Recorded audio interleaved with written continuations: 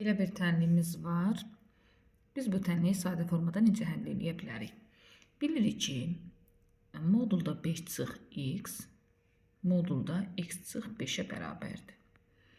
Digər tərəfdən də modulda 2x çıx 10 bərabərdir 2 modulda x çıx 5-ə. Deməli, birinci modulda 5 çıx x-in yerinə x çıx 5 yazarıq. Üstə 2 vur modulda x çıx 5 bərabər 30.